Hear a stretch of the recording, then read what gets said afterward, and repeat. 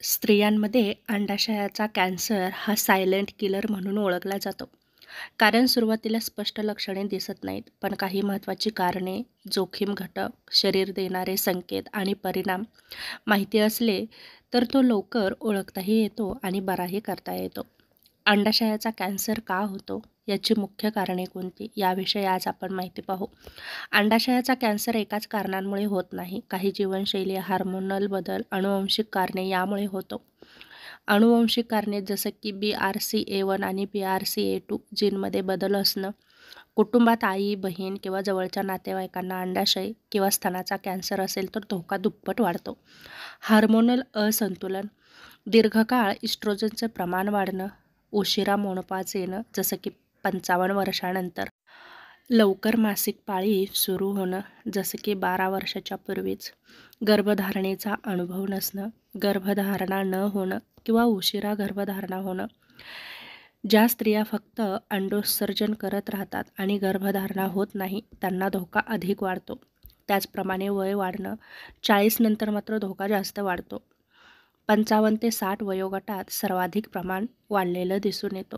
त्याचप्रमाणे जीवनशैलीतीलही काही कारणे असतात, जसं की जास्त प्रमाणात फॅटयुक्त आहार घेणं, लठ्ठपणा, व्यायामाचा अभाव, सिगारेट, अल्कोहोल, दीर्घकालीन दाह, त्याचप्रमाणे पेल्विक इन्फ्लेमेटरी डिसीज, एंडोमेट्रियोसिस यामुळेही धोका वाढतो.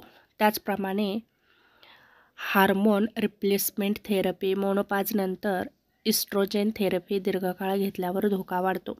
अंडाशयाचा कॅन्सर सुरुवातीला शरीर कोणती लक्षणे दाखवतं?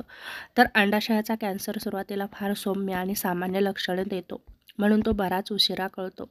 पण काही लक्षणांकडे मात्र दुर्लक्ष करून चालणार नाही, जसं की पोट फुगणं, सतत पोट फुगल्यासारखं वाटणं, जेवल्यावर जडपणा जाणवणं, पोटदुखी, खालच्या पोटात दाब निर्माण होणं, खालच्या पोटात हलकी पण सतत वेदना होत राहणं, पोटात गाठ असल्यासारखं वाटणं, भूक न लागणं, पटकन पोट भरल्यासारखं वाटणं, मासिक पाळीतील अनियमितता, पाळीचं सायकल बदललेलं असणं, जसं की खूप लवकर पाळी येणं किंवा उशिरा येणं, कमी रक्तस्राव होणं किंवा जास्त रक्तस्राव होणं, मेनोपॉज नंतरही रक्तस्राव होणं, वजनामध्ये अचानक बदल होणं, कारण नसताना वजन घटणं किंवा वाढणं, कमरेभोवती सूज येणं, लघवीचं प्रमाण वाढलेलं असणं, वारंवार लघवी होणं किंवा लघवी करताना अस्वस्थता जाणवणं, गॅस, अपचन, ढेकर किंवा सतत पचनाच्या समस्या जर असतील तर समजून जा की आपल्या शरीरामध्ये बदल होत आहेत.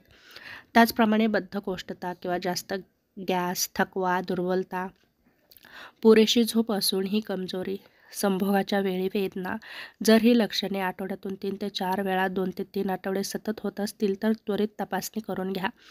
कॅन्सर वाढल्यानंतर शरीरावर परिणाम होतात, जसं की पोटामध्ये पाणी साचणं, पोट खूप सुजणं, श्वास घ्यायला त्रास होणं, खाणं अशक्य होणं, कंबर आणि पेल्विसमध्ये असह्य वेदना होणं, आतडे आणि किडनीवर दबाव येणं, पचन व्यवस्थित न होणं, बद्धकोष्ठता, लघवी कमी होणं किंवा वजन झपाट्यानं घटणं, शरीरात पोषक तत्व कमी असणं, ॲनिमिया, शरीर खूप क्रश होणं किंवा फुफ्फुसामध्ये पाणी साचणं यासारख्या समस्या असतील तर नक्कीच आपल्या शरीरामध्ये बदल झालेले आहेत हे जाणून घ्यावं. त्याचप्रमाणे श्वसनाची समस्या, रोगप्रतिकारशक्ती कमी होणं, वारंवार इन्फेक्शन होणं.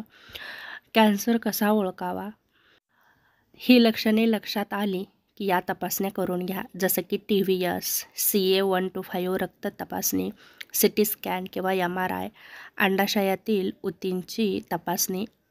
अंडाशयाचा कॅन्सर टाळण्यासाठी पहिलं महत्त्वाचं म्हणजे तुम्ही वजन नियंत्रणात ठेवा, दररोज 30 ते 45 मिनिटे व्यायाम करा, पोषक आणि नैसर्गिक आहार घ्या, तंबाखू, अल्कोहोल टाळा. गर्भाशय, स्तन कॅन्सरचा कौटुंबिक इतिहास असेल तर वर्षातून 1 ते 2 वेळा तपासणी करून घ्या. इस्ट्रोजेन थेरपी डॉक्टरांच्या सल्ल्यानेच करून घ्या, जेणेकरून तुम्हाला योग्य ते उपचार करता येतील आणि तुमचा आजार लवकर बराही होऊ शकेल. तेव्हा यासारखी लक्षणे दिसल्यास त्याकडे दुर्लक्ष न करता वेळीच उपचार घ्या, जेणेकरून आजार वाढणार नाही.